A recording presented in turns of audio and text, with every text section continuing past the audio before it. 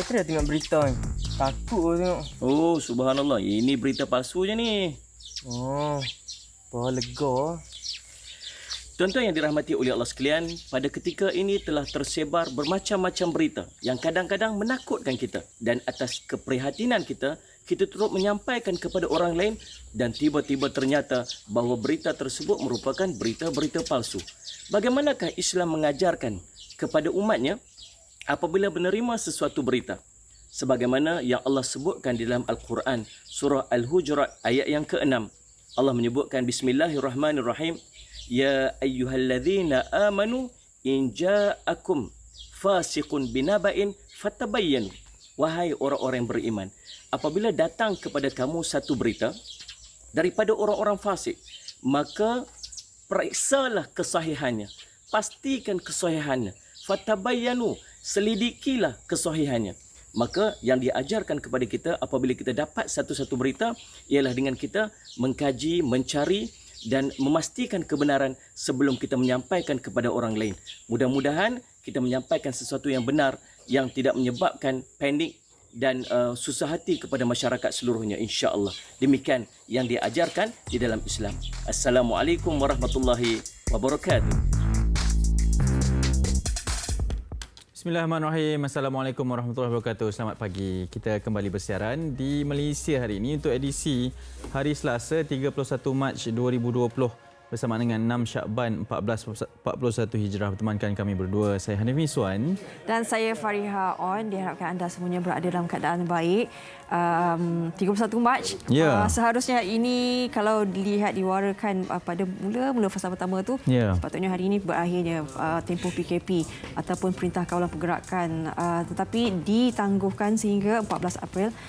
Maka hari ini fasa pertama akan berakhir dan esok akan bermulanya fasa kedua PKP dan difahamkan akan lebih diperketatkan sedikit. Ya, betul. Dan diperketatkan dan telah pun ada 3 kawasan yang telah pun Perintah Kawalan Pergerakan diperketatkan PKPD dan kita menjangkakan mungkin ianya akan lebih ketatlah bermula daripada besok dan akan kita bawakan di Malaysia ini. Maklumlah ada pelbagai sekali perkembangan berkaitan dengan kes COVID-19 di Malaysia terutamanya, dan kita pastinya seperti yang dikatakan di dalam bingkisan sebentar tadi untuk kita mengikuti perkembangan yang sahih sahaja. Jangan, itu yang pertama sekali lah, untuk mengelakkan segala panik, untuk kita tidak mengendahkan segala berita-berita yang tidak sahih di mana-mana media sosial, di grup-grup WhatsApp kita. Itu yang paling penting sekali. Apatah lagi banyak masa, terlalu banyak masa juga yang mengundang kepada perkara-perkara seperti ini apabila banyak cerita-cerita yang tidak benar disebarkan. Kadang-kadang bila dah banyak masa tu bosan tu, masing-masing bosan, dan untuk menceriakan hidup anda dan orang di sekeliling anda tu banyak sekali kreativiti yang timbul. Jadi macam-macam lah kan timbulnya. Antara kreativiti yang menghiburkanlah. Tapi yang membimbangkan tu yang kita tak nak. Baik, ini hari ke-14 masuki Perintah Kawalan Pergerakan di Malaysia terutamanya. Sepatutnya fasa yang pertama ini dan kemudian dilanjutkan untuk tempoh 2 minggu lagi. Ada beberapa perkembangan yang kita bawakan setakat semalam yang telah pun dibawakan ketika sidang media Kementerian Kesihatan Malaysia. Terdapat 156 kes baharu yang telah pun dilaporkan dan menjadikan jumlah keseluruhan COVID-19 di Malaysia ini sebanyak 2,626 kes dan seramai 94 kes positif COVID-19 sedang dirawat di unit rawatan rapi ICU. Dalam kita memperlihatkan statistik ini memang sangat membimbangkan, tapi jangan lupa untuk kita mengucapkan setinggi-tinggi tahniah kepada mereka yang melaksanakan tanggungjawab mereka, terutamanya doktor-doktor, jururawat, pegawai-pegawai kesihatan yang bertungkus lumus untuk memberikan rawatan sebaik mungkin kepada mereka yang menghadapi penyakit COVID ini. Katanya difahamkan 479 pesakit telah pun keluar daripada mendapatkan rawatan ini. Terima tahniah dan kita mendoakan agar mereka ini semuanya berada dalam keadaan yang sihat walafiat dan dilindungi daripada virus yang berbahaya ini. Ini dia. Ya, betul. Dan membawa kepada 18.2% daripada jumlah keseluruhan itu kes yang sembuh. Yang masih dirawat sebanyak 2,110 kes dan duka citanya sebanyak 37 kematian telah pun berlaku setakat ini, setakat 30 Mac 2020.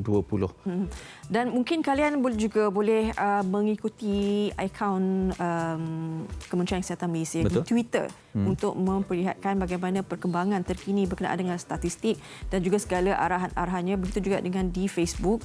Kalau lihat pecahan statistik yang telah kita lihat ini kan, kabarnya semalam ada 2 kes positif COVID ini yang membabitkan sukarelawan melaksanakan misi kemanusiaan ini. Jadi kepada NGO yang bergerak sekarang ini membantu mereka yang memerlukan, kita faham dalam keadaan krisis sebegini, jaga diri kalian seperti mana yang kita warakan sebelum ini, penjarakan sosial itu terus diberikan penumpuan sebaiknya, kerana sekarang ni pun kalau di lift pun kan dah ada penjarakan sosial kan menghadap ke dibahagikan. dinding, ya betul.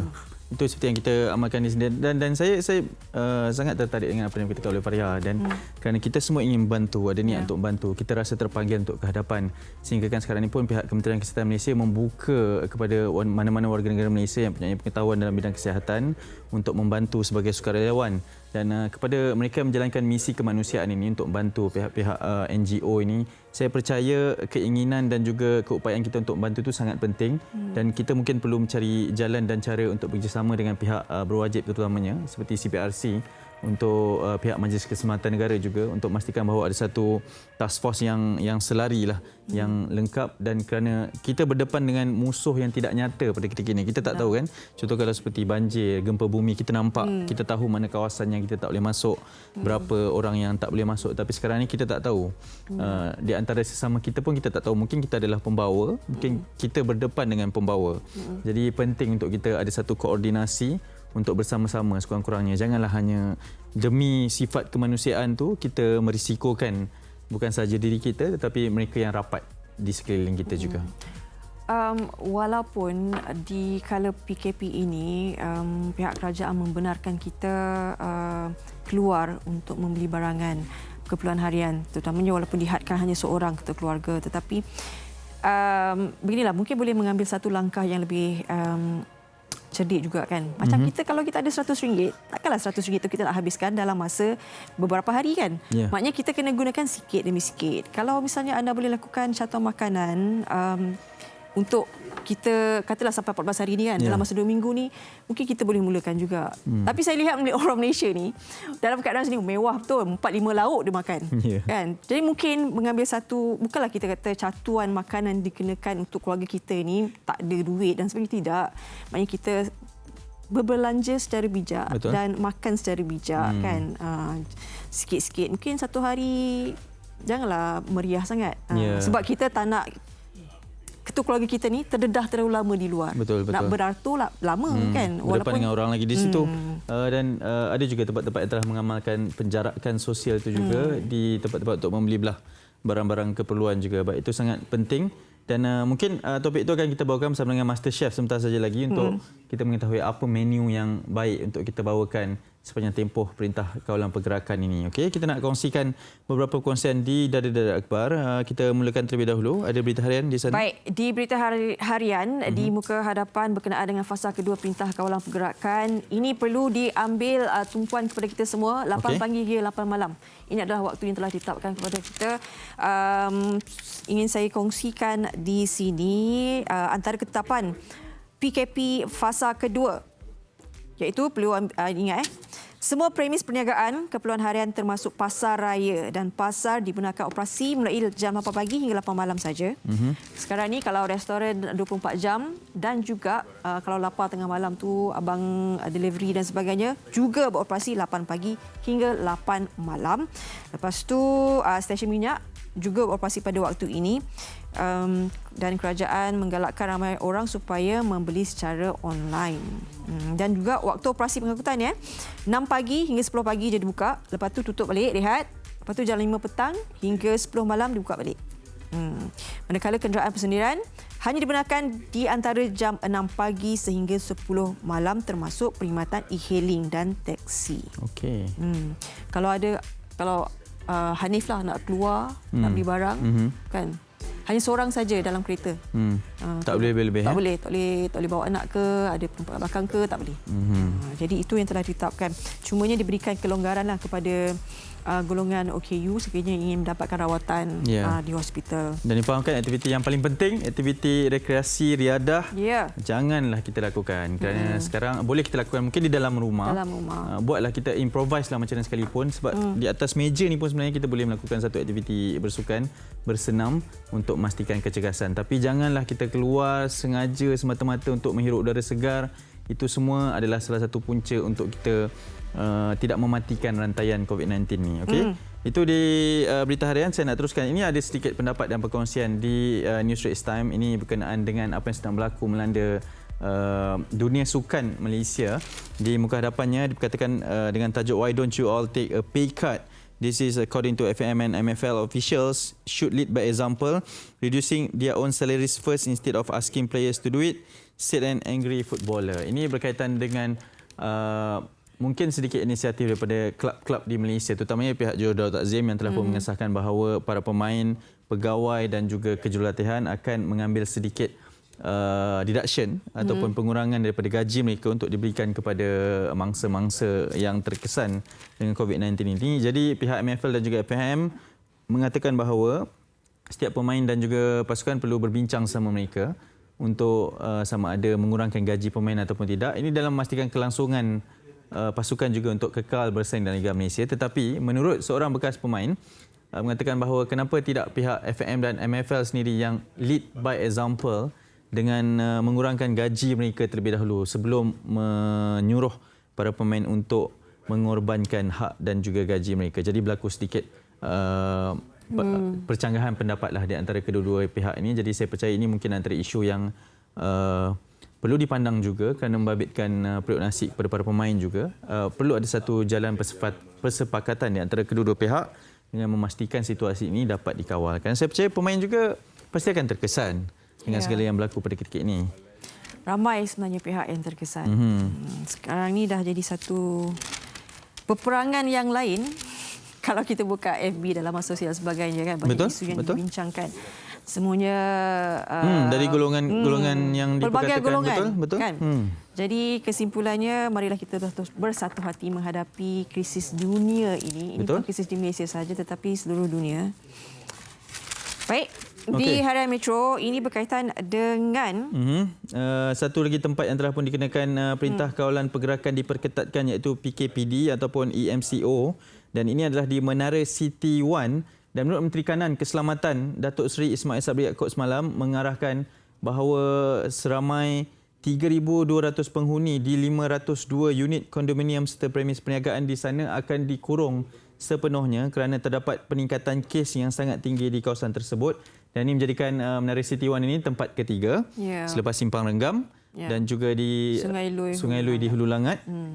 Jadi ianya telah pun berkuat kuasa daripada semalam dan semua penghuni diminta bertenang. Ini yang paling penting dan memberi kerjasama sepenuhnya kepada petugas dari KKM serta mematuhi semua arahan pihak berkuasa. Kita perlu tahu selepas PKPD ini dikuatkuasakan bukanlah bermaksud di sana sudah terlalu teruk keadaannya, tidak. Ianya untuk memutuskan mematikan rantaian itu saja, memutuskan rantaian ni kan. Jadi ikut arahan seperti mana yang telah mereka berikan dan kalau boleh janganlah kita mematikan diri. Betul lah. Itu kadang-kadang kita kan panic attack kan macam nak selamatkan diri kan. Sekarang ni semua pernah panic attack. Betul. Perasan tak? Semua setengah menyelamatkan diri masing-masing. Ini kalau ada satu program reality kan macam Survivor dulu tu. Tengok. Tengok diri. Tengok diri macam mana. Obor awak tu saya akan padam. Contoh mudah, beli roti je lah sekarang kan. Beli roti pun dah sampai mementingkan diri sehingga kita tidak fikir kepada orang lain. Okey. Itu antara perkara yang ingin kita bawakan juga perkongsian di Malaysia hari ini. Ada beberapa perkara yang akan kami bawakan, ingin kita kongsikan. Yang pertamanya berkenaan dengan tabung Media Prima Berhad. Ini antara usaha yang dilakukan untuk ketika melawan penularan COVID-19 ini. Jadi Media Prima telah melaksanakan tabung kemanusiaan Media Prima NSTP dan merayu kepada kalian sekiranya boleh berkongsi sumbangan segera kepada orang ramai bagi membantu kerajaan terutamanya untuk merawat pesakit-pesakit COVID-19 dan membantu mereka yang terkesan akibat virus ini. Jadi sumbangan yang diterima ini akan terus disalurkan untuk tujuan pembelian kelengkapan peralatan perubatan kritikal dan kepada mereka yang berada di barisan hadapan seperti petugas-petugas kerajaan seperti doktor, jururawat, kaki tangan hospital dan serta semua kaki tangan yang terlibat bagi membantu menangani wabak COVID ini dan kumpulan lain bagi membantu pesakit-pesakit yang terjejas. Untuk makluman, sumbangan ini juga boleh mendapat pelepasan cukai LHDN. Orang ramai boleh menyumbang ke tabung ini melalui cek perbankan dalam talian atau deposit kepada Media Prima NSTP Humanitarian Fund, Maybank 514105323170 atau seperti yang tertera ketika ini. Setiap sumbangan, besar atau kecil, amat bermakna. Ya, dan suka juga cakap pasal peralatan kan. Sebab sekarang ni kan kita sedang tercari-cari kat mana jualnya topeng hidung dan muka tu. Jadi kerajaan juga telah diberitahu tadi harga siling satu unit dah RM1.50. Kalau sebelum ni RM2 kan. Betul. Jadi dah dikurangkan menjadi RM1.50. Jadi kepada mereka yang menjual tu ada yang jual hingga RM3.50 satu unit tu kan. Jadi difahamkan KPDNHEP telah pun kuasakan berkenaan dengan harga siling berkenaan dengan topeng muka tu.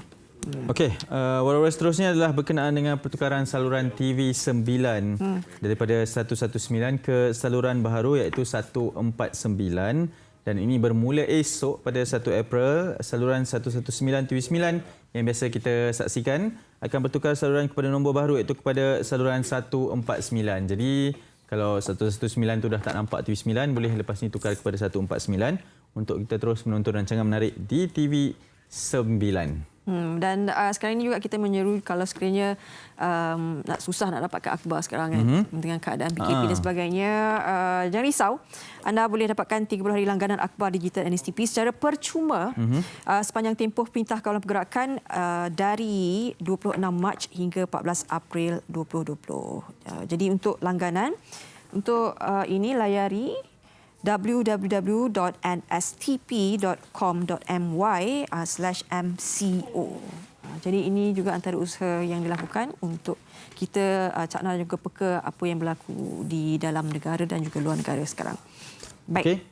Kita nak teruskan dengan beberapa perkongsian menarik di Malaysia hari ini, tapi kita mulakan terlebih dahulu dengan ini antara pesanan daripada selebriti, personality di Malaysia berkenaan dengan untuk anda melakukan sumbangan terbesar pada saat ini iaitu untuk duduk di rumah sahaja. Assalamualaikum untuk semua penonton MHI, saya Izzat Lazim. Di sini saya mengambil kesempatan ingin mewawarkan agar semua rakyat Malaysia kita patuh pada arahan kerajaan pada musim COVID-19 ini, patuhi arahan PKP dan jangan lupa sentiasa menjaga kebersihan diri.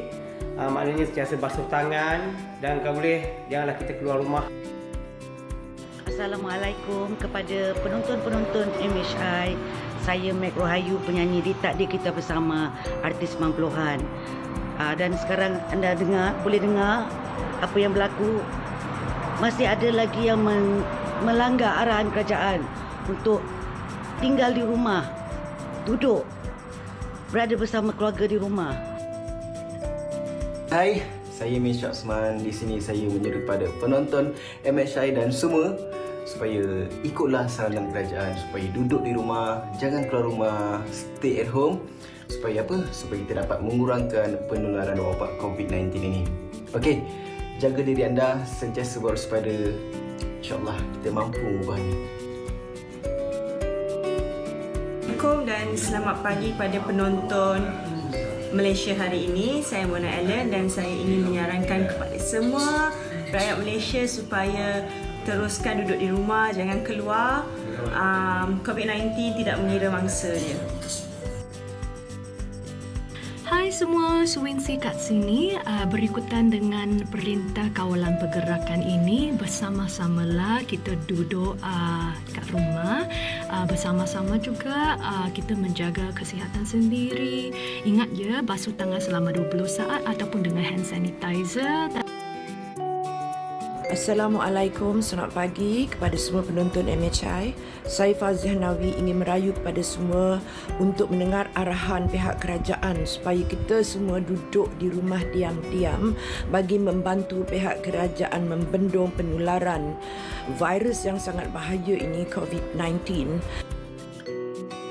Assalamualaikum warahmatullahi wabarakatuh. Selamat pagi penonton-penonton MHI. Saya Rohayu Majid ingin menyeru kepada semua agar mengikut arahan kerajaan Malaysia. Sebagaimana yang kita tahu, wabak COVID-19 sangat berbahaya. Marilah kita sama-sama mencegah virus ini dari merebak. Tuan nak ingatkan korang semua untuk sentiasa berada dalam rumah, keluar rumah jika perlu saja. Elakkan daripada bersentuhan dengan orang lain dan jangan lupa untuk kerap cuci tangan gunakan sabun ataupun hand sanitizer. #stay safe. #kita jaga kita.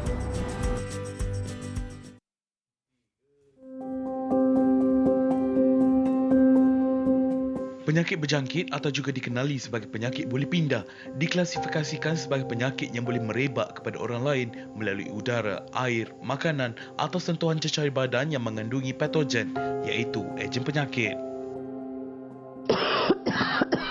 Pneumonia antara penyakit yang hangat diperkatakan pada masa ini. Di Malaysia, pneumonia adalah penyebab kelima kematian dalam kalangan kanak-kanak bawah usia 5 tahun. Selain kanak-kanak, warga tua turut berisiko menghidapi penyakit ini yang dikabarkan boleh berlaku akibat jangkitan virus, bakteria ataupun kulat. Sindrom pernafasan akut teruk SARS adalah penyakit seperti jangkitan sesama. Menurut portal rasmi MyHealth Kementerian Kesihatan Malaysia, wabak SARS pada tahun 2003 telah menjejaskan 26 buah negara dengan 8,000 kes. Kes pertama SARS di Malaysia melibatkan kematian yang dilaporkan pada April 2003. Kes ini dilaporkan jangkitan didapati dari negara China. Influenza merupakan sesama dan jangkitan virus yang mudah berjangkit melalui titisan salur pernafasan yang dilepaskan oleh pesakit melalui batuk atau bersin.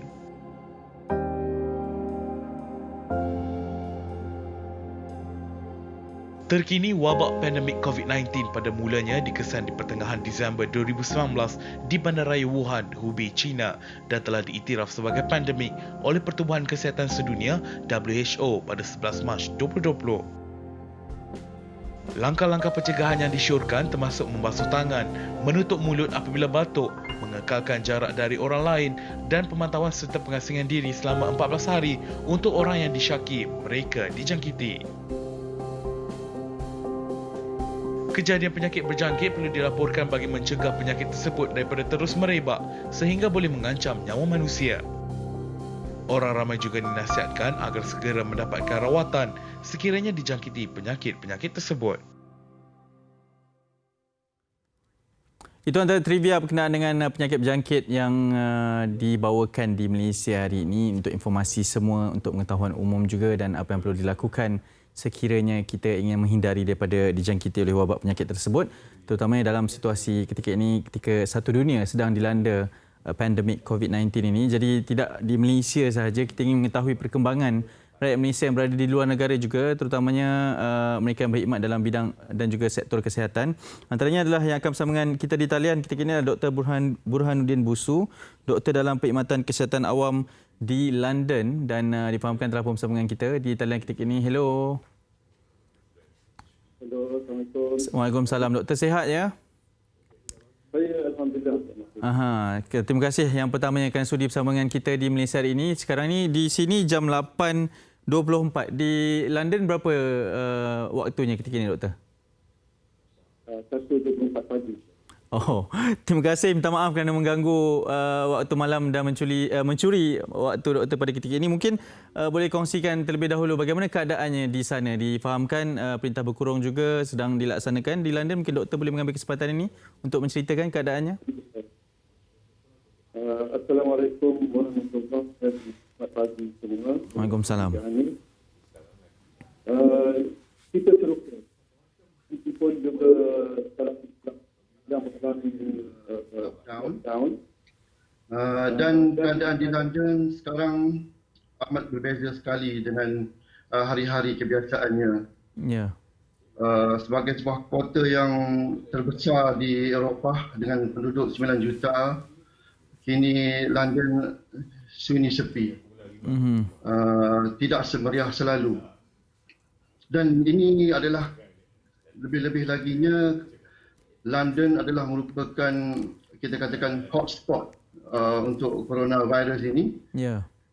1/3 daripada kes-kes coronavirus di England dan 1/3 daripada kes kematian di England berlaku di kawasan London. Jadi ia adalah satu keadaan yang membimbangkan penduduk London. Tapi alhamdulillah, sejak 2-3 hari ini telah nampak tanda-tanda positif kesan daripada lockdown, kerana semua orang berkurung di rumah. Ya. Jadi sudah nampak tanda-tanda positifnya. Doktor, okey baik. Mungkin melihat kepada apa yang berlaku di Malaysia pada ketika ini juga dengan Perintah Kawalan Pergerakan. Di London bagaimana penerimaan rakyatnya dengan arahan untuk lockdown ini untuk berkurung? Agak menakjubkan kerana London ini adalah satu bandar yang penduduknya orang kata sangat pelbagai, sangat very diverse. Ya. Tapi disebabkan oleh kebimbangan yang sangat tinggi dengan wabak ini, keadaan amat terkawal sekali. Kalau kita cuba mendapat gambaran, kalau cuba bagi penjelasan, UK ni penduduk dia cuma lebih kurang 2 kali ganda penduduk Malaysia. Penduduk Malaysia dalam 31 juta, 32 juta, penduduk di UK dalam 66 juta. Tapi bilangan kes coronavirus adalah lebih kurang 8 kali ganda Malaysia. 8 kali lebih banyak daripada Malaysia. Okey. 8 kali lebih banyak dari Malaysia. Itu bilangan kes positif. Ya. Dan kes kematian pula di Malaysia setakat ini, kalau tak salah saya, 37 kan setakat ini. Ya. Tapi di London ini, di UK ini sudah mencapai 1,400 lebih. Wow. Jadi banyak kali ganda tu. Saya nak congak pun tak boleh nak fikir, mungkin 20 kali ganda, 30 kali ganda. Ya. Lebih ramai. Dan di London ni ramai rakyat Malaysia, terutamanya pelajar-pelajar yang juga menimbulkan satu keadaan serba salah bagi mereka. Sekarang ni universiti tutup, betul, sekolah tutup, jadi mereka berkurung di rumah dalam keadaan tidak ada keluarga, hanya kawan-kawan dan kadang-kadang keseorangan. Ya. Jadi untuk pulang ke tanah air ada satu risiko kerana melalui lapangan terbang dan dalam kapal terbang dan sebagainya. Dan juga bilangan penerbangan juga amat terhad sekarang ini. Jadi ia menimbulkan satu keadaan yang agak serba salah kepada terutamanya pelajar-pelajar kita di sini. Ya. Jadi apa interaksi doktor bersama dengan warga Malaysia di sana? Mungkin apa keputusan yang dicapai akan kekal berada di sana atau bagaimana? Kami berbincang dan kita tidak memberi kata putus. Kita kata kalau tinggal di sini pun ada risiko keseorangan, mungkin kemurungan, dan kalau balik pun ada risiko kena jangkitan di dalam perjalanan. Jadi kita menyerahkan kepada mereka mengikut budi bicara dan mereka menilai dan juga menganalisa keadaan mereka sendirilah. Begitulah. Baik, dan kita itu nasihatkan mereka berhubung dengan pendataan dan juga penaja mereka, Jemara, DPA dan sebagainya untuk mendapatkan nasihat. Doktor, saya percaya ini waktu yang sukar juga bagi doktor secara peribadi. Mungkin ada satu pesanan kepada ahli keluarga ataupun ucapan kepada ahli keluarga yang berada di Malaysia terutamanya yang menonton pada pagi ini. Silakan. Yalah, kita berada dalam suatu suasana yang luar biasa. Saya secara peribadi ingin mengucapkan syabas dan tahniah kepada Kementerian Kesihatan Malaysia dan juga kementerian-kementerian dan jabatan-jabatan yang semua terlibat dalam membendung gejala coronavirus di Malaysia ini, dan mereka membuat satu pencapaian yang sangat membanggakan. Dan bagi kami di bidang perubatan, para doktor, jururawat berada di hospital juga merasa amat tertekan, tapi ini adalah tugas hakiki kami. Kami terima ia sebagai satu amanah dan kami hargai amanah yang telah diberikan kepada kami. Biarlah kami mengambil risiko demi kebaikan umat, kebaikan masyarakat, dan kami anggap ini sebagai fardu kifayah, satu perjuangan kami, dan kami mengharapkan kerjasama daripada semua pihak, terutamanya orang ramai, supaya duduk di rumah. Dan seperti saya sebut di awal tadi, di UK telah nampak tanda-tanda positifnya. Bilangan kes baru telah berkurangan, bilangan kematian juga telah berkurangan. Jadi jangan memandang rendah duduk di rumah itu. Adalah satu tugas yang sangat penting yang perlu diambil berat oleh kita semua. Ya. Doktor, terima kasih banyak. Ianya mungkin satu pesanan yang mudah untuk duduk di rumah, tetapi satu pengorbanan yang besar sebenarnya dalam membantu perjuangan para doktor. Terima kasih banyak-banyak kerana sudi untuk terus berjuang mengerjakan fardu kifayah ini, dan semoga kekal sihat untuk membantu rakyat-rakyat Malaysia di London dan juga keseluruhan kemanusiaan di sana. Doktor, terima kasih. Sama-sama Cik Hanif, dan terima kasih kepada semua rakyat Malaysia. Assalamualaikum. Waalaikumsalam. Dr. Burhanuddin Busu, doktor dalam Perkhidmatan Kesihatan Awam di London, yang pada ketika ini juga antara frontliners di sana untuk berhadapan dengan wabak pandemik COVID-19 ini. Okey, itu antara perkongsian yang menarik juga, dan saya gemar untuk metik kata-katanya bahawa ini perjuangan daripada barisan hadapan, barisan kesihatan untuk bersama-sama memerangi, dan untuk kita selaku rakyat biasa ini perjuangannya hanya untuk kekal duduk di rumah sahaja. Dan anda juga kekal duduk di rumah untuk kekal bersama dengan kami di Malaysia hari ini. Kita berhenti seketika, jangan ke mana-mana.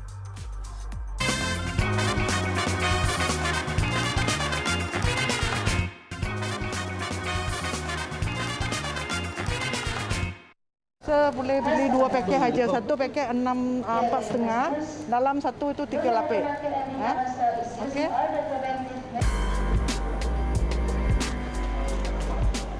Peningkatan secara konsisten kes jangkitan wabak COVID-19 dalam negara ini menyebabkan permintaan topeng muka di pasaran turut meningkat. Ekorat itu, terdapat pihak tidak bertanggungjawab cuba mengambil kesempatan dengan menaikkan harga jualan penutup muka ini. Khamis lalu, kru MSI bersama pegawai penguatkuasa Kementerian Perdagangan Dalam Negeri dan Hal Ehwal Pengguna Malaysia KPDN HEP Azim Nazuri melakukan tinjauan pemantauan barangan keperluan dan topeng muka yang dijual di pasaran. Yang ini kita letak dekat bawah, mana ada? Pemantauan kami di sebuah pasaraya di Jalan Munshi Abdullah mendapati bekalan stok topeng muka baru sahaja tiba di premis ini.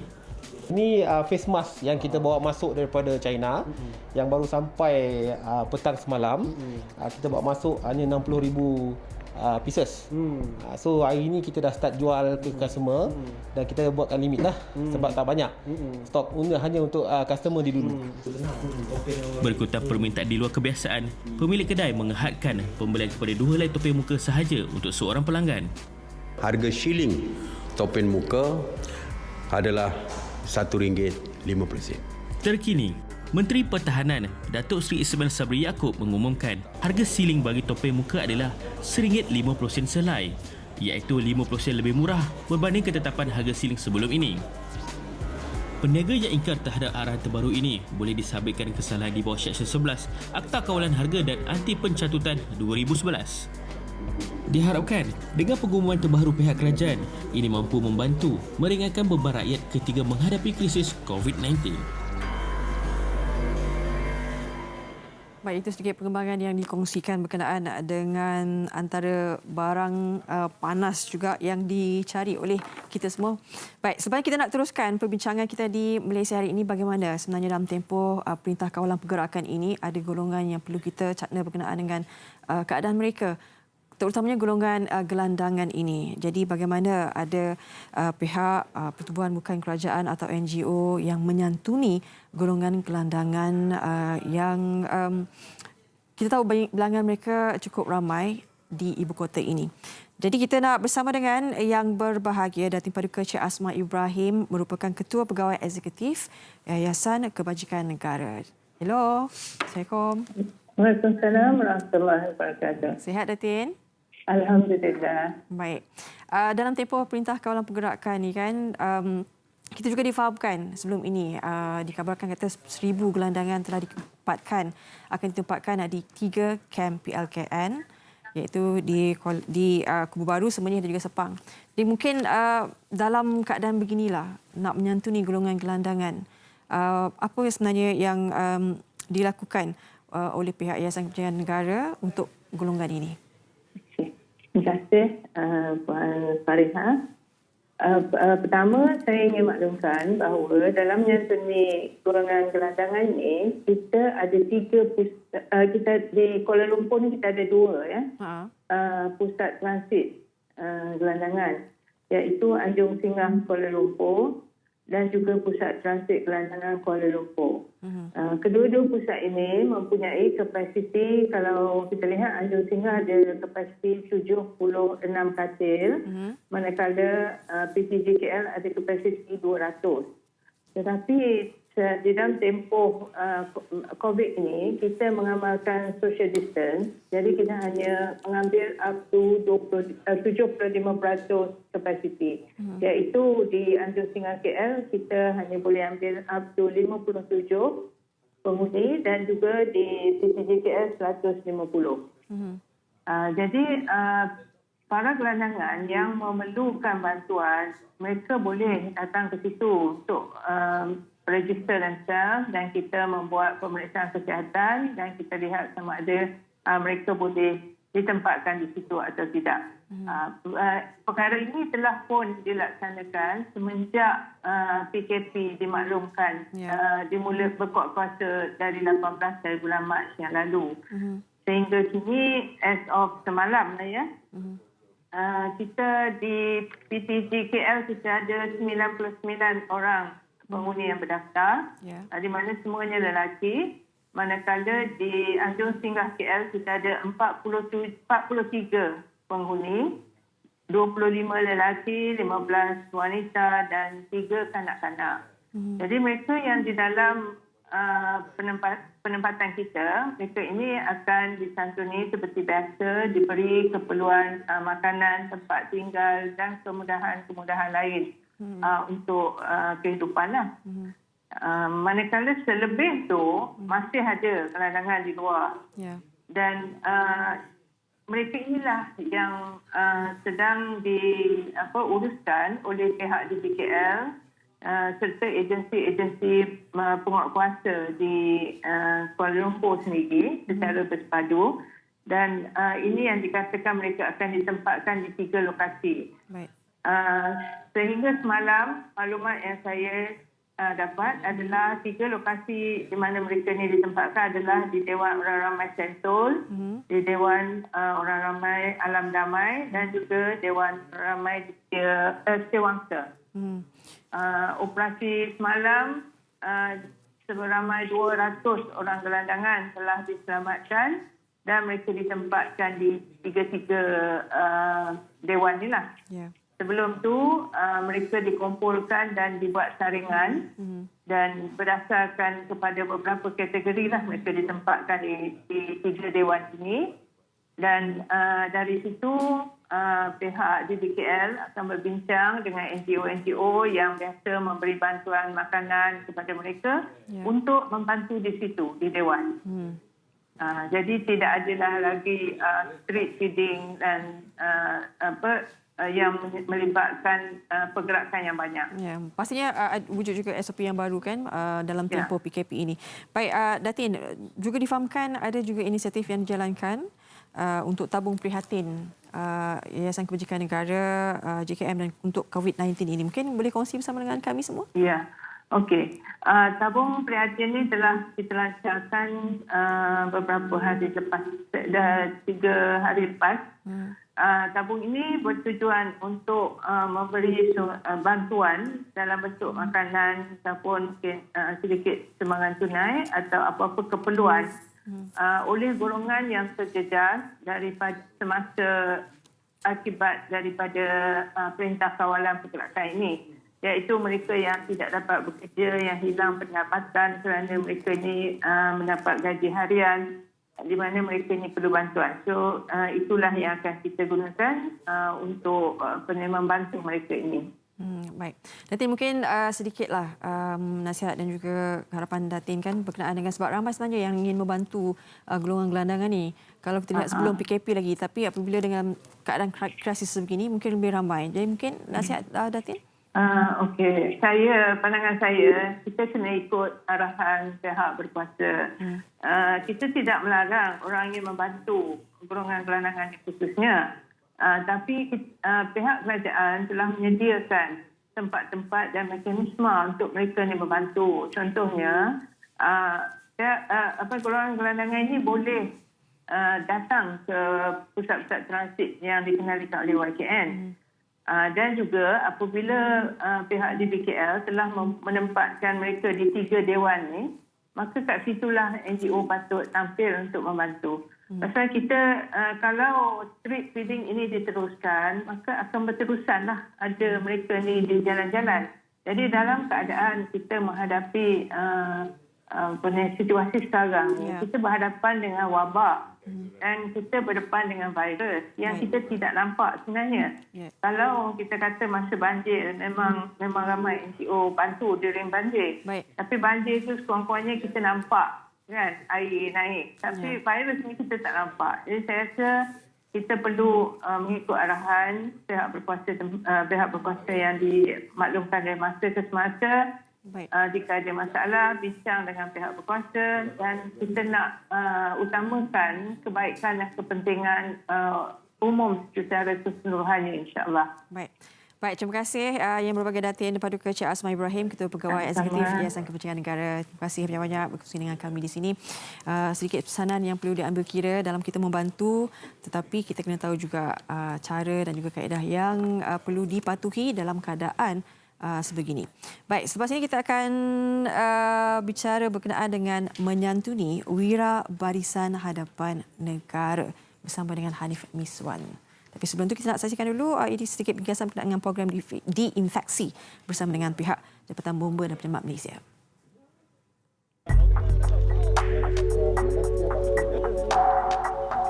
Dalam usaha membendung penularan wabak COVID-19, Jabatan Bomba dan Penyelamat Kuala Lumpur telah menjalankan operasi Nyah Cemar di kawasan Bukit Damansara semalam. Operasi bersepadu yang bermula pada jam 9 pagi turut disertai Jabatan Kesihatan dan Alam Sekitar, Dewan Bandaraya Kuala Lumpur DBKL dan Alam Flora Sendirian Berhad dengan kekuatan keseluruhan lebih 100 orang. Petugas terbabit mengenakan peralatan perlindungan diri yang lengkap dan membawa alat semburan Nyah Cemar selain turut membabitkan penggunaan jentera bomba dan drone. Proses sanitasi awam semburan kabus ini dijalankan di laluan Jalan Seti Kasih dan Jalan Setia Budi, Bukit Damansara dengan tidak memasuki kawasan premis kediaman. Kerja-kerja pembasmian virus COVID-19 di kawasan Jalan Setia Kasih 4 Bukit Damansara ini sedang giat dijalankan oleh pihak bomba bagi memastikan kawasan persekitaran dalam keadaan bersih dan selamat. Proses Nyah Cemar ini dijalankan dengan menggunakan kaedah semburan kabus yang mengandungi Clorox dan air. Menurut Nur Mahathir Mohamad, Komander Operasi Nyah Cemar Bukit Damansara, pemilihan kawasan berdasarkan keperluan dan kajian hasil maklumat yang diterima dari pihak berwajib. Kita melibatkan seramai 38 orang anggota pelbagai pangkat dengan kekuatan jentera kita. 2 water tanker yang berkapasiti setiap satunya 20,000 liter air, yang mana pada pagi ini kita menyediakan sebanyak 40,000 liter air. Termasuk juga 2 kenderaan utility jenis Hilux dan juga 15 orang yang membawa water pump. Dan kita Jabatan Bomba Kuala Lumpur pada pagi ini kita cover di area Jalan Setia Kasih sehingga kepada Jalan Setia Kasih 9, termasuk Jalan Setia Bakti 2, 3 sehingga 5.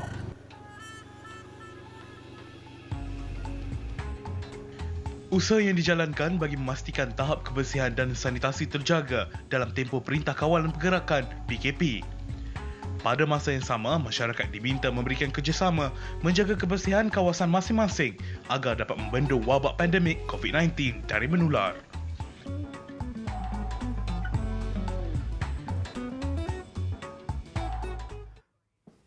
Baik, itu antara inisiatif. Jadi kepada mereka yang kerap mempersoalkan berkenaan dengan apa sumbangan peranan-peranan kita, ini mungkin antara yang dipertontonkan daripada pihak Jabatan Bomba dan Penyelamat berkenaan dengan proses diinfeksi bersama dengan bomba. Okey, kita nak teruskan perkongsian kali ini untuk menyantuni Wira Barisan Hadapan Negara. Pelbagai inisiatif telah dilakukan dan daripada pelbagai pihak, daripada pelbagai NGO dan juga pertubuhan, antaranya adalah MedTweet Malaysia di kalangan para doktor di Barisan Hadapan sendiri yang membantu rakan-rakan mereka dengan melakukan inisiatif ini. Jadi kita ingin bersama dengan antara orang kuatnya iaitu Ketua Koordinasi Tabung COVID-19 MedTweet Malaysia, video Dr. Ibrahim Syahrudin bersama kita di talian pada ketika ini. Hello, Assalamualaikum.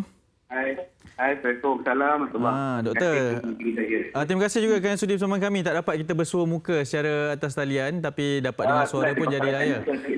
Tak apa. Doktor mungkin boleh terangkan. Saya baru saja melayari Twitter MedTweet MY Official ini mengatakan bahawa ada beberapa perkongsian ataupun sektor yang telah pun diberikan pengkhususan berkaitan dengan inisiatif yang dilakukan oleh MedTweet MY ini. Mungkin boleh kongsikan terlebih dahulu apa yang telah dicapai pada ketika ini? Okey, sekarang ni buat macam ni kita ada lima tunjang utama dalam projek-projek di bawah tabung COVID-19. Okey. Yang pertama sekali adalah projek tudung. Projek tudung ni kita kumpulkan tudung-tudung sebab orang nak pakai bawah di projek dia tu. Jadi mereka perlukan tudung yang boleh dibuka. Okey. Kita kumpulkan 4,000 tudung dan dah dibantu ke hospital Ali Super, UM, Hospital 90 dan JSK akan tudung. Ada lagi 2,000 tudung yang kami akan dipakai. Okey. Kedua adalah projek makanan. Projek makanan ni kami lakukan bersama dengan caterer daripada pelbagai lokalitas seluruh Malaysia dan kita bagi makanan ke depan lain. Bukan saja di hospital tetapi juga di poli dan juga dalam blok-blok. Ya. Ketiga adalah projek purifier.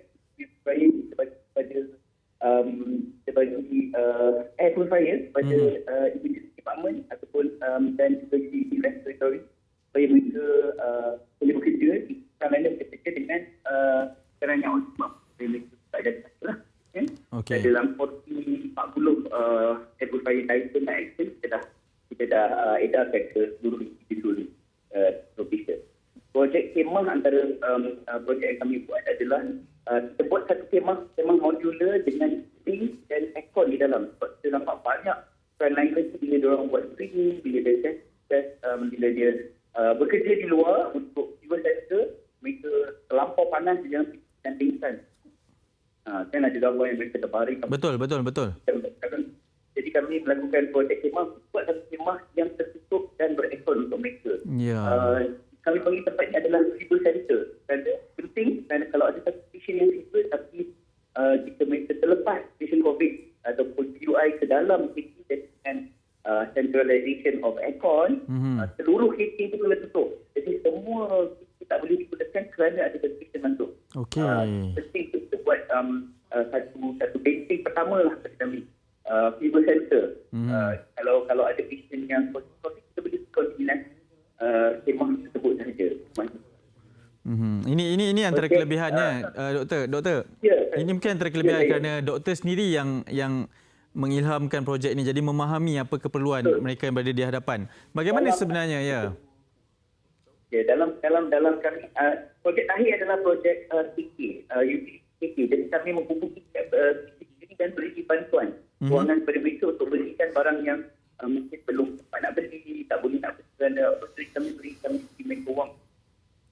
Kelebihan kami adalah kami ni MedTweet satu NGO yang anggota oleh semua warga kesihatan dalam pelbagai bidang. Jadi ramai kawan-kawan kami yang berada di frontline sekarang. Jadi kami memahami situasi apa yang terjadi. Betul.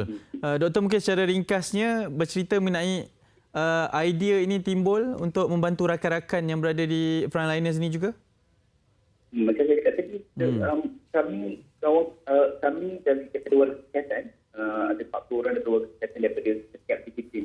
Jadi banyak ahli-ahli kami sekarang berada di frontline menghadapi situasi-situasi untuk mengkontrol COVID-19. Ya. Ada yang sampai menangis, ada yang sampai terpisah daripada keluarga. Jadi kami tahu keperluan, kami rasa perlu untuk kami buat satu.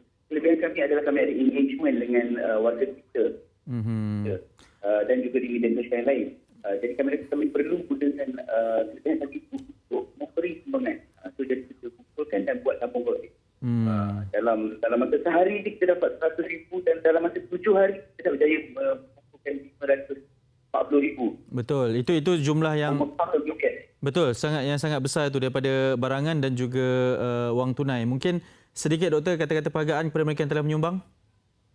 Terima kasih saya ucapkan kepada semua warga Malaysia yang sangat-sangat prihatin yang menyumbang kepada tabung kami. Boleh tengok di laman-laman web kami, di sosial media kami. Semua bantuan-bantuan yang telah diberikan sejak hari pertama sampai hari ini. Kami tak akan putus berikan lagi sehingga tabung tamat. Semua boleh tengok senyuman-senyuman di frontliners atau fikir kami barang-barang. Semuanya adalah kerana anda. Kerana anda yang menyebabkan tabung ini berjaya dan anda yang memberi sumbangan tersebut kepada frontliners. Kami hanya membantu jadi donat. Dr. Ibrahim Syarudin, terima kasih banyak-banyak kerana sudi bersama kami. Teruskan segala usaha anda. Anda juga adalah antara frontliners kami. Sampaikan salam kepada mereka yang terus saja berjuang. Minta maaf kita ada masalah teknikal sedikit. Mungkin kita boleh hubungi nanti kemudian untuk terus menyantuni barisan wira-wira hadapan negara. Terima kasih Dr. Ibrahim Syarudin, Ketua Koordinasi Tabung COVID-19 MedTweet My ataupun MedTweet MY.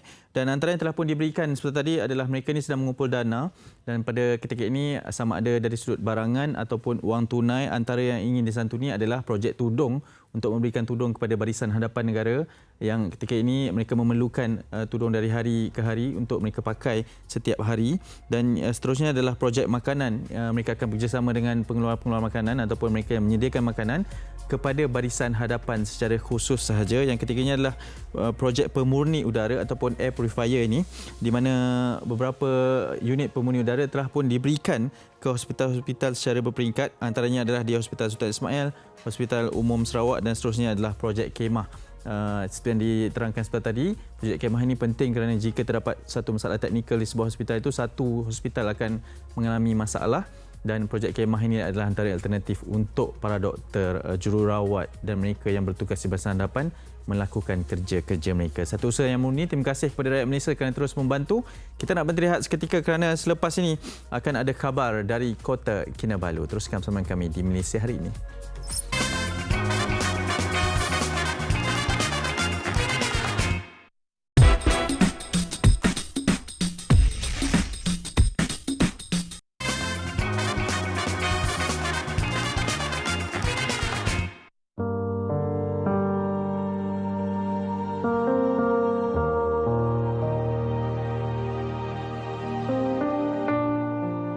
الفاتحة.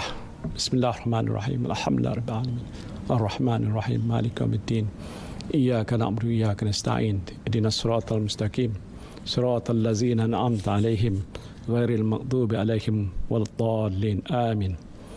بسم الله الرحمن الرحيم. الحمد لله رب العالمين حمدا يوافي نعمه ويكافي مزيده. يا ربنا لك الحمد ولك الشكر كما ينبغي لجلال وجهك وعظيم سلطانك. Ya Allah, Ya Rahman, Ya Rahim, Engkau ampunilah dosa-dosa kami. Engkau rahmatilah diri kami, keluarga kami dan negara kami. Engkau lindungilah hamba-Mu yang kredit ini daripada segala musibah. Engkau jauhilah diri kami daripada penyakit yang berbahaya dan wabak yang mengancam nyawa. Engkau hindarilah kami daripada bala yang berat dan takdir yang buruk. Ya Allah, Ya Rahman, Ya Rahim, Engkau berilah kekuatan, kecekalan dan kesabaran kepada kami untuk menghadapi dugaan-Mu yang berat ini.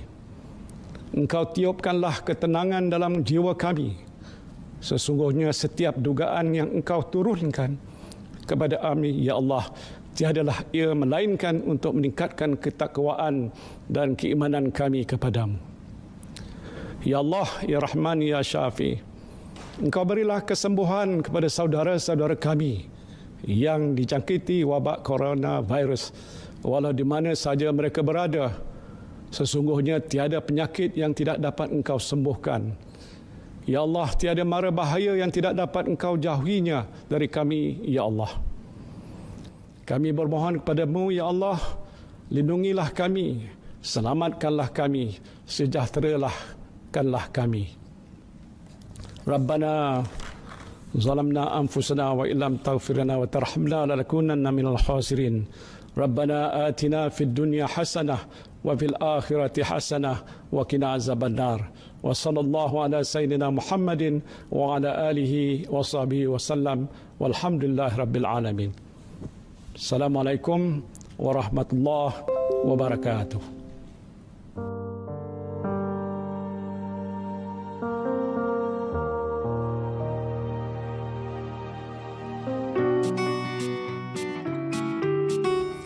Assalamualaikum kepada penonton-penonton Malaysia hari ini. Saya Azri Faiz bersama dengan keluarga saya. Jadi saya ingin nasihatkan kepada anda semua untuk sentiasa duduk di rumah. Yay. Why we have to stay at home? Ada coronavirus. Hai, Assalamualaikum. Apa khabar penonton Malaysia hari ini? Saya Sarah Adifah Yusof dan seperti kita sudah maklum, PKP telah pun dilanjutkan sehingga 14 April. Dan I know sometimes it can be overwhelming dengan berita-berita senang je orang kongsi, tak tahu sahih ke tidak. Apa kata kita jadi individu yang bertanggungjawab kalau kita tak pasti betul ke tidak, sahih ke tidak, tak payah kongsi. Hai, Assalamualaikum semua penonton MHI. Ini antara aktiviti yang saya lakukan bersama anak saya sepanjang PKP 100.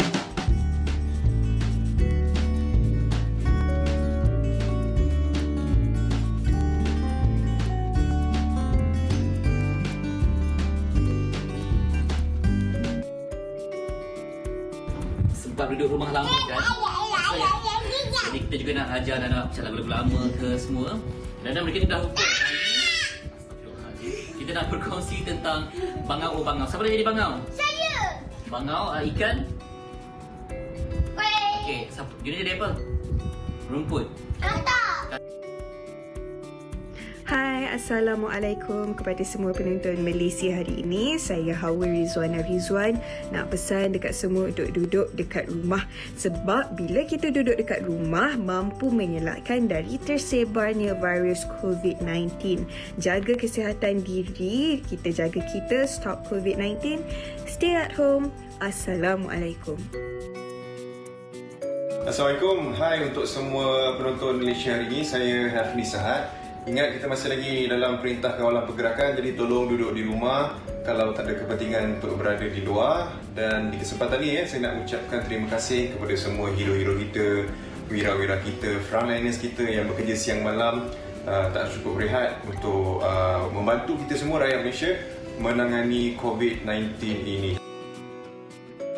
Hai, Assalamualaikum. Saya Sedania Mak Kamil. Apa khabar penonton-penonton setia MHI? Okay, first of all, ingin nak ucapkan ribuan terima kasih, jutaan terima kasih kepada frontliners kita yang terus bekerja keras, bertekus lumus untuk memastikan kesejahteraan, ketenteraman dan bagi negara kita sepanjang tempoh perintah kawalan pergerakan bagi mengekang wabak COVID-19 ini. Dan kepada anda di rumah, pastikan anda terus berada dalam keadaan baik dan sihat bersama keluarga, lakukan aktiviti-aktiviti yang sihat dan yang pasti dengar apa saja arahan kerajaan dan terus berada di rumah. Kepada yang bertugas, pastikan anda mengikut segala perintah dan juga peraturan yang telah ditetapkan oleh kerajaan. Apa-apa pun, jaga diri, take care, stay at home.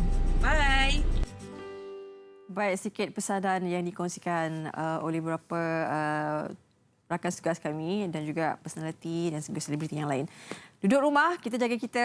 Itu antara pesanan yang ditekankan. Baik, kita nak bawakan sikit perkembangan bersama dengan saudara-saudara kita di Sabah, di Kota Kinabalu.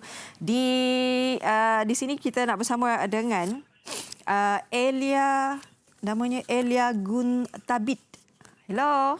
Hello. Hello, Elia. Hello. Okey, Elia.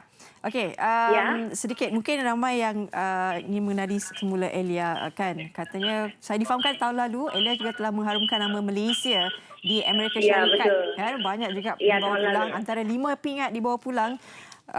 dalam pertandingan World Championship of Performing Arts 2019. Ya, betul. Okey, sebelum tu Elia nak minta tolong ni. Boleh mute kan sikit tak yang Facebook live tu? Mute Facebook live maksud? Boleh? Audionya? Bagi mute Okey. Okey, betul. Okey, Elia. Okey. Sekarang ada duduk bersama dengan keluarga berapa orang dekat rumah tu? Ada 7 orang. 5 orang adik-beradik dan 2 termasuk parents lah. Okey. Sepanjang tempoh perintah kawalan pergerakan kan, dah 2 minggu. Jadi apa aktiviti Elia dengan keluarga ni? Okey, dalam 2 minggu ini, aktiviti Elia bersama dengan keluarga ada mungkin sedikit terhad sebab ruangan rumah Elia pun kecil. Jadi aktiviti bersama keluarga adalah seperti memasak, mengemas rumah, dan keluarga Elia juga suka muzik. So Elia dengan keluarga sekali menyanyi bersama-sama, bermain muzik sama-sama dan juga bermain video game. Jadi keadaan di sana bagaimana? Mungkin boleh berikan sedikit pandangan kepada kami lah apa yang terjadi di sana kan. Mungkin dari segi semua bahan makanan cukup ke tak? Kalau keadaan di sini, of course sama seperti semua. Keadaan di tempat Elia sekarang dalam keadaan yang baik, terkawal dan keluarga Elia pun semua sehat. Dan dari segi bekalan makanan adalah cukup, karena of course seperti yang Elia katakan tadi, di dalam rumah ini ada 7 orang.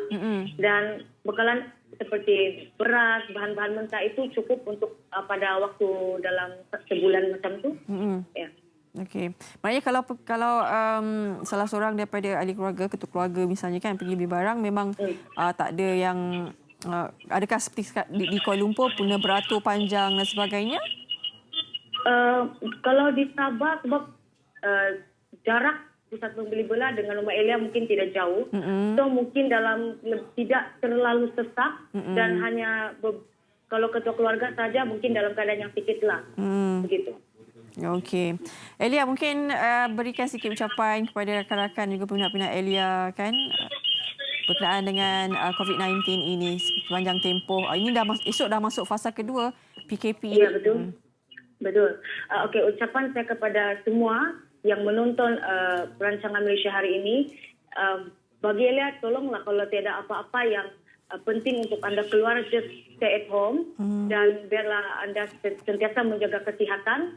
Dan kalau anda memang keluar untuk urusan yang penting, jangan lupa untuk pakai mask dan juga sentiasa membawa hand sanitizer di mana juga anda berada. Dan sentiasa dalam keadaan yang sihat. Bekalan topeng cukup tak? Cukup. Okey. Memang ada stok. Okey, terima kasih Elia. Sampaikan salam kami kepada ahli keluarga semua. Duduk rumah, stay at home. Okey, terima kasih. Itu dia Elia Guntabit, baru saja berusia 19 tahun. Tapi sebenarnya Elia ni hebat telah mengharumkan nama negara kita ni di Amerika Syarikat tahun lalu. Banyak juga kategori yang dimenangi, ada 5 iaitu vokal R&B, vokal dunia, vokal terbuka, vokal gospel dan memenangi pingat perak untuk vokal Broadway. Okey, itu dia perkembangan sedikit dibawakan dari Kota Kinabalu. Sepasnya kita nak dengarkan satu lagi pesanan khidmat daripada selebriti tanah air kita.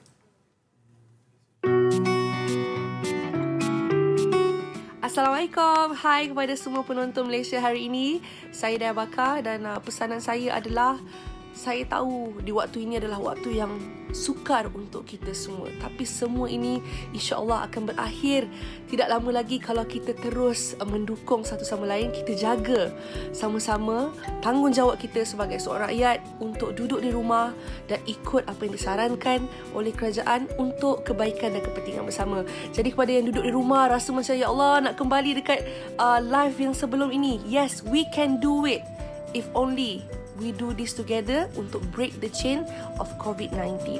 Dan terima kasih diucapkan kepada semua yang berada di barisan hadapan. Anda adalah pejuang negara. Anda sanggup tidak tidur malam bertungkus lumus untuk kami semua. Jadi kepada rakyat Malaysia, be strong. We got this together, okay? Kita jaga kita.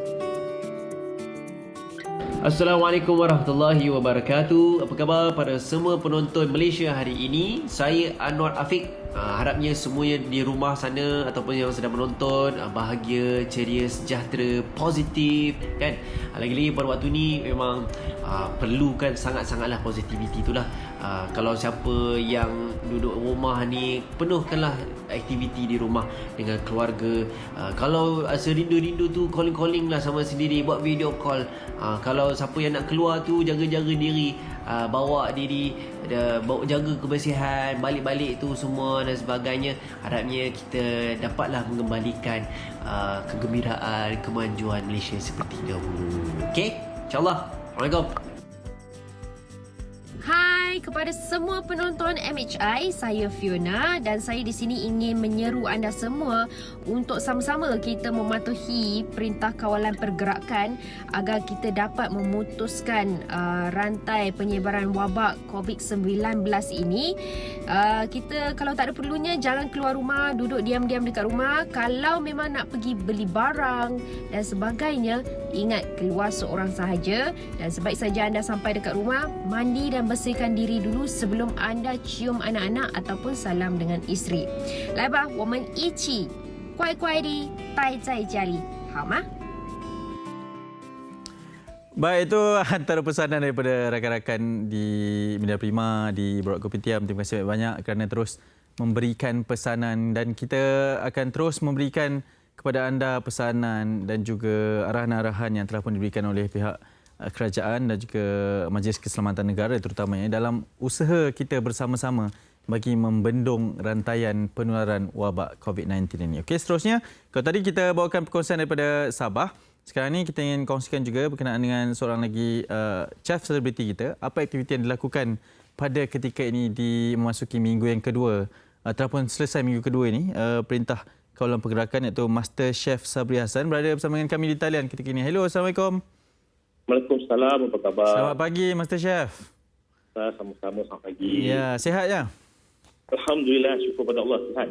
Tak dapat kita bersua muka juga ya pada pagi ini. Tapi tak apa, mungkin boleh kongsikan terlebih dahulu, Master Chef, berkenaan dengan apa aktiviti yang dilakukan dan bagaimana mengharungi 2 minggu yang pertama ini untuk fasa pertama tempoh Perintah Kawalan Pergerakan. Alhamdulillah, sebenarnya kalau tanya saya, ada kebaikannya duduk 2 minggu di rumah. Ya.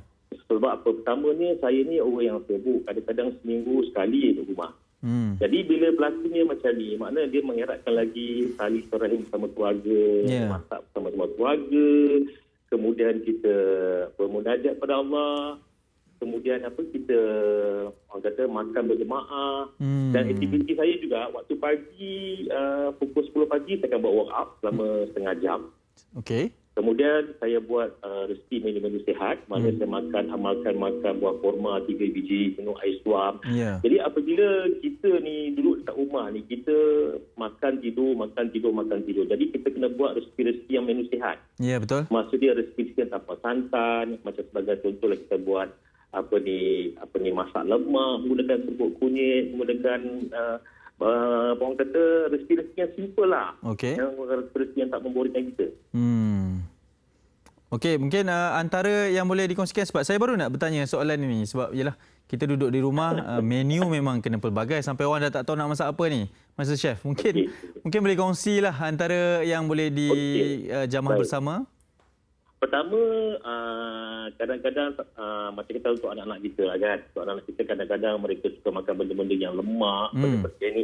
Jadi kita buat menu detox dulu. Menu minuman dulu. Minuman ni mustahak. Kalau boleh elakkan minuman yang kering, minuman bermanis, dan minum yang berlemak. Sebagai contoh saya bagi menu detox. Very simple. Resipi dia lebih kurang dalam 1 liter air panas. Bersamaan dengan 1 uncang setengah teh, tebo ke Lipton ke. Kemudian lebih kurang dalam 3 sudu makan atau 2 sudu makan gula. Gula kita gunakan gula perang, bagus. Jangan gula kristal, gula perang. Kemudian lebih kurang dalam 1 inci halia diiris nipis. Right.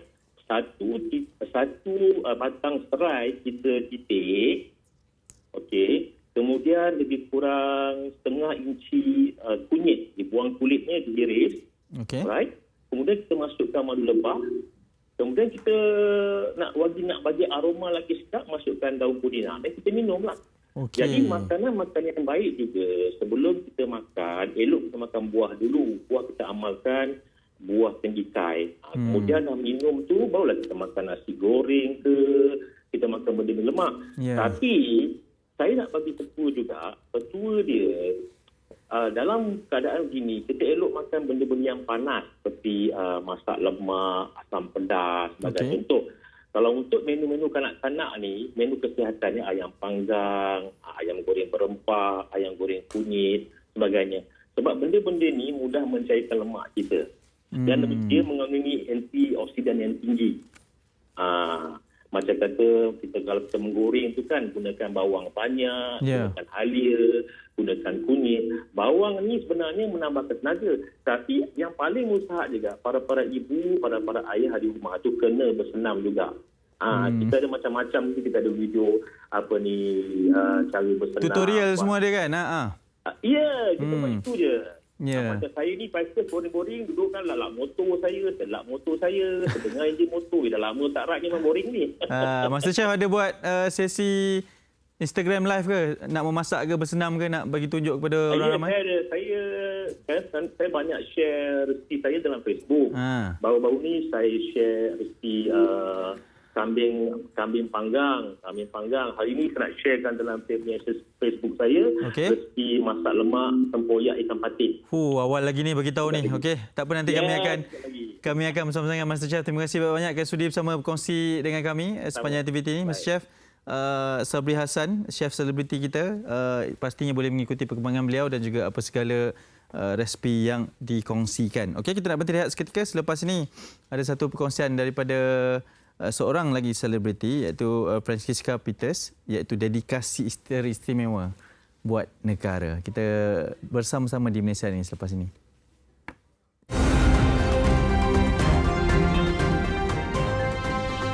Bagaimana pakej rancangan ekonomi prihatin mampu mengurangkan tekanan ekonomi negara?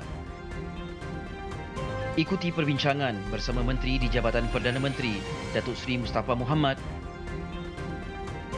dalam Soal Rakyat, Rabu ini di TV3.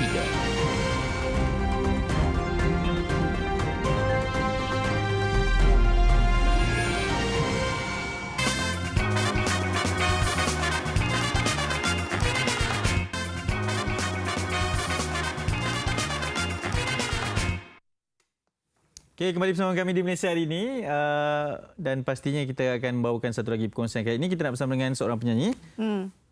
Seorang penyanyi ini menjadi ikon saya dulu. Idola. Sikit.